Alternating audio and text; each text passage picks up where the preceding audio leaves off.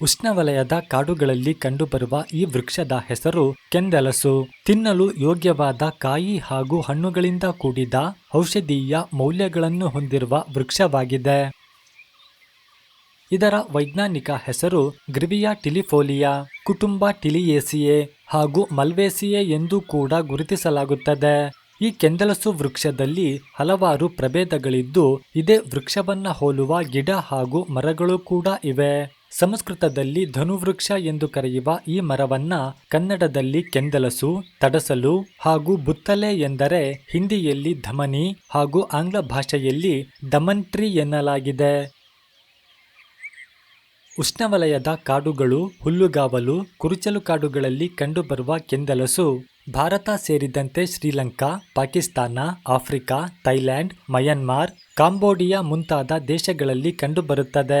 ಸುಮಾರು 60 ಅಡಿಗೂ ಎತ್ತರವಾಗಿ ಬೆಳೆಯಬಲ್ಲ ಕೆಂದಲಸು ಕಂದು ಮಿಶ್ರಿತ ಮಾಸಲು ಬಿಳಿ ಬಣ್ಣದ ಕಾಂಡ ಹೊಂದಿದ್ದು, ಅಂಡಾಕಾರದ, ಸುಮಾರು 15 ಸೆಂಟಿಮೀಟರ್ ಉದ್ದ ಹಾಗೂ 9 ಸೆಂಟಿಮೀಟರ್ ಅಗಲವಾದ ಮಾಸಲು ಹಸಿರು ಬಣ್ಣದ ಎಲೆಗಳಿದ್ದು, ಈ ಎಲೆಗಳ ಅಂಚುಗಳಲ್ಲಿ ಗರಗಸದ ಹಲ್ಲಿನಂತಹ ಆಕಾರವಿರುತ್ತದೆ. ಹಳದಿ ಬಣ್ಣದ ಹೊರಚಾಚಿದ ಕೇಸರಗಳಿಂದ ಕೂಡಿದ ಸುಂದರವಾದ ಹೂವುಗಳಿದ್ದು, 1 ಅಥವಾ 2 ಬೀಜಗಳಿಂದ ಕೂಡಿದ ಹಸಿರು ಬಣ್ಣದ ಕಾಯಿಗಳಿದ್ದು, ಹುಳಿ ಹಾಗೂ ಒಗರಿನ ರುಚಿಯಿಂದ ಕೂಡಿದ ಈ ಕಾಯಿ ಹಾಗೂ ಹಣ್ಣುಗಳನ್ನು ತಿನ್ನಬಹುದಾಗಿದೆ. ಕೆಂದಲಸು ವೃಕ್ಷವನ್ನ ಸಾಂಪ್ರದಾಯಿಕ ಚಿಕಿತ್ಸಾ ವಿಧಾನಗಳಲ್ಲಿ ಬಳಸಲಾಗುತ್ತದೆ. ತಿರುಳು ಕಡಿಮೆಯಿದ್ದು ದಪ್ಪನಾದ ಬೀಜಗಳಿಂದ ಕೂಡಿರುವ ಈ ವೃಕ್ಷದ ಕಾಯಿ ಹಾಗೂ ಹಣ್ಣುಗಳನ್ನು ತಿನ್ನಬಹುದಾಗಿದೆ. ಈ ಹಣ್ಣುಗಳನ್ನ ಕಡವೆ, ಜಿಂಕೆ ಹಾಗೂ ಆನೆಗಳು ಕೂಡ ತಿನ್ನುತ್ತವೆ. ಕೆಂದಲಸಿನ ತೊಗಟೆಯನ್ನ ಪುಡಿ ಮಾಡಿ ಅದನ್ನ ನೀರಿನಲ್ಲಿ ನೆನೆಸಿ ತಲೆಗೆ ಹಚ್ಚಿಕೊಳ್ಳಲಾಗುತ್ತದೆ.